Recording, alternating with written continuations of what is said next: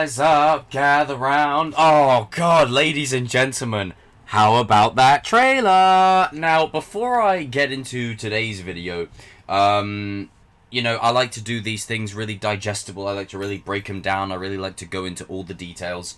But if you really want a much proper, in-depth breakdown, shot by shot, frame by frame, then I did a 2.5-hour live stream talking about this, so make sure you go and check that out. It should be up now. It should still be live.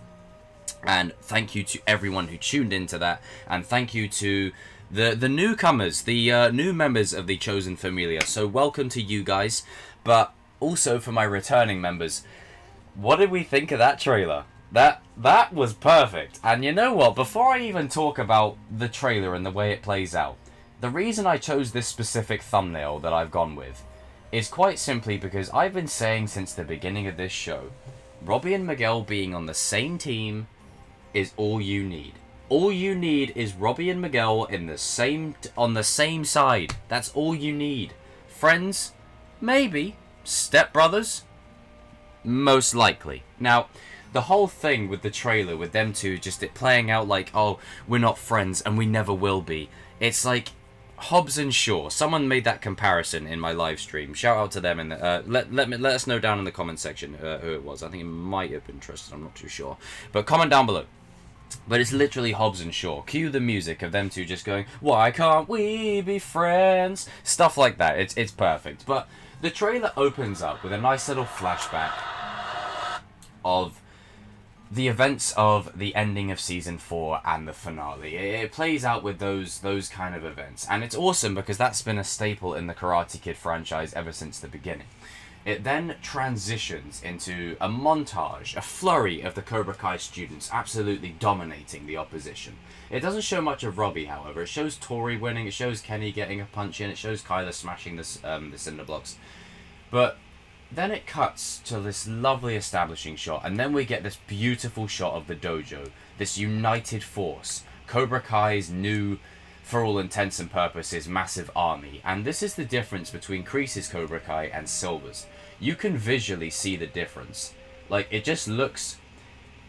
It looks like you've got upgraded from Puma, right? You've upgraded from Puma and you've gone to Nike or Adidas. That's what you've upgraded to. You've upgraded to Nike. That's what it feels like. This just oozes silver all over it. But I love the visual difference. There's a lot of visual symbolism in this trailer, and I'll touch more upon that as we progress through the rest of this video. But I do like how you've got the shot of Daniel covering up Miyagi-Do. You've got Kenny sort of really embracing the Cobra Kai roots and really sort of getting ingrained into that philosophy. Kyler's hair is just awful and terrible and probably the worst haircut I've ever seen in my life. Then you've got a nice little montage, another montage.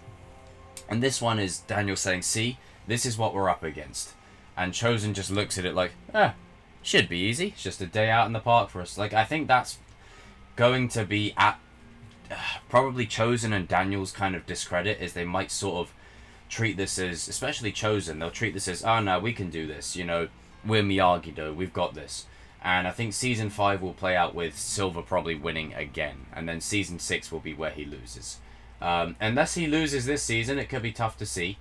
But season 4, episode 10 was titled The Rise, and for me it communicates the beginning of the end, and this is the beginning of the downfall of the bad guys. And as much as Cobra Kai has been a very ambiguous show in terms of blurring the lines between who's really the villain and who's not the villain, I think we're going back to those old school roots of black and white. We're going to have clear villains and we're going to have clear good guys. And it's not going to be like how it was in the earlier seasons. It's going to be more of a case of, okay, there is a line. If you cross it, you're on the bad team. If you don't cross it, you're on this team. And, you know, make no mistake, there are good guys, quote-unquote, that are on the good team that have done bad things. Hawk, Robby, just to name a few. And I'm fascinated to see the dynamic that is in store for these characters going forward, because, especially Robby and Miguel, because these two have never really had a chance to actually have a full-on conversation It's only through interactions with and against each other that these two have ever actually spoken. And it's always in verbal jabs, it's always in a physical confrontation, so I'm really excited to just sort of see where that goes. And this is the season of reconciliation. This is the season where everything comes together. And we're finally getting a Johnny and Robby moment. These two are together. Finally, father and son, on the same page. Now, whether Miguel, Robby, and Johnny are on the same page, that will be the test of this season. And I have been asked this, do I think that it will be solved within a few episodes? No, of course not. You know I said one conversation will solve it, but not in that sense. One conversation will kickstart the beginning of it. But what needs to happen is these two have to really go on a healing process. And in the later part of the trailer, when these two are duking it out and going at it, I think there's more to that scene. I think that scene is going to be akin to Daniel and Johnny last season, where they fight around the mid-season and they both end in a yin and yang, and neither is better. They're even. That's what I think is going to happen. Miguel's got flowing locks of hair, and it's like he's entered this sort of MMA tournament, UFC kind of underground fight club. And Johnny and Robby are both going after him. And I love how Robby's got like a nice little scar now. I can sort of already tell that Robby's going to get like a mark on his face, and that's going to lead Johnny to just beat the living daylights out of someone. And in the trailer, you can see his shirt rip, but only after they have a bit of an interaction. So I think what's going to happen is someone's going to grab his shirt, and then he's going to go to absolute town on them, as Johnny Lawrence would. Sam's arc this season is going to be very similar to Tory's. It's going to feel very isolated. It's going to feel very alone. And I think Sam is going to be dealing with a lot of internal struggle, where in this like kind of dream sequence that she has, she's almost fighting herself. And it's similar to what Miguel had a couple of seasons back. And it does remind me, and I said this in my breakdown, full-on live stream, is I said that it reminded me of Rey in Rise of Skywalker when she fought the dark version of herself. You know, very symbolic, very metaphorical. There's a lot of hidden meanings in there. There's a lot of connotations. And you've got Tory, where, talking about symbolism and what we can visually see, she's got light clothes. She's wearing light clothes, her hair's blonde, the sunlight's beaming down upon her, the room is brightly lit. Like, it's almost as if it's foreshadowing heavily that she's turning to the light, the same way as Robby. Like, they're all coming together. They're all coming home. All of them. And it's about time. But I do like how Tory's got this moment of reflection by herself. And I think Silver is absolutely going to push her to her limit this season. I think Silver is going to borderline torture Tory.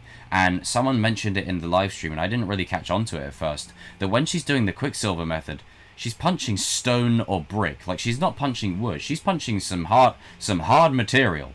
And to me, that fully communicates that she's in a lot of trouble. And Miyagi-Do could be the only thing that could save her, as I said before, as I did a recent video on. Now, Miguel and Robby, when they have their little pushing back and forth of, oh, we'll never be friends, that appears to me that it will be later on in the show, because you've got this thing of where, you know, you've got the sign saying California, Miguel's hair's longer, Robby's, the mark on his face is gone, and it feels like they're gearing it up. Like, they've said it in the trailer, these two are going to be friends, come on. We've waited, you all remember that Season 2 promo, where, you know, Sholo and Jacob were in the dojo, and they're like, boring, and then, you know, Tanner and Mary were like, do you guys ever think about, you know, maybe you'd consider joining Miyagi-Do? And then they get cut off. Like, I mean, come on. I genuinely believe it's going to happen. They're all going to join Miyagi-Do. Now, as far as Silver goes, menacing, threatening, relentless. Then you've got Chosen, where I think he's going to be the calm, cool tactician. He's going to be... He's not going to be afraid of Silver, not one bit. And I think he's going to absolutely revel in the fact that he has someone he can go against. That, and I'm sorry, Daniel, that is as equal in terms of ruthless aggression as him. And it's going to be fascinating to see how that dynamic plays out. You've got more of Sam fighting herself. You've got Johnny mentioning badass. You've got him kicking the board of a surfer dude that's going to clearly go, yo, dude, why'd you break my board, bro? And then you've got Miguel and Robby, what looks like to be having another fight, but this time at the apartment complex. I think this is going to be a mid-season fight, and I think this is going to be where them two bury their beef. I think this is going to be their final fight, and it's going to be the rematch that really sort of, it kickstarts everything for these two.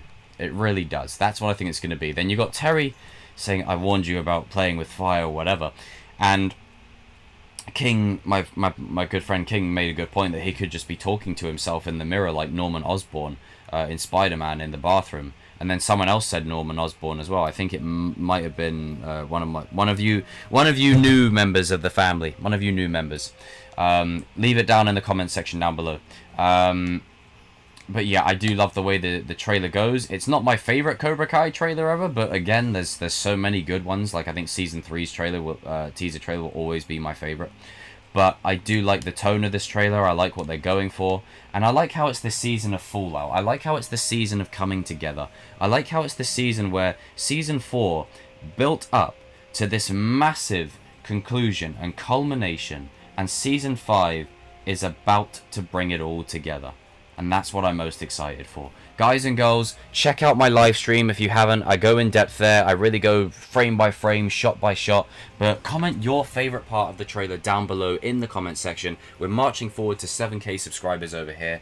And I'm going to be talking Doctor Strange 2 this weekend. I'm going to be talking a bit more about Cobra Kai. So if you like those things, which I'm sure you do, you're in the right place. Hit that subscribe button and I will see you all in another video soon.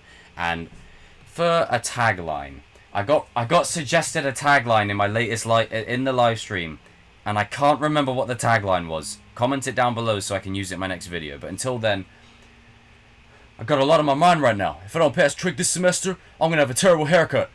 What?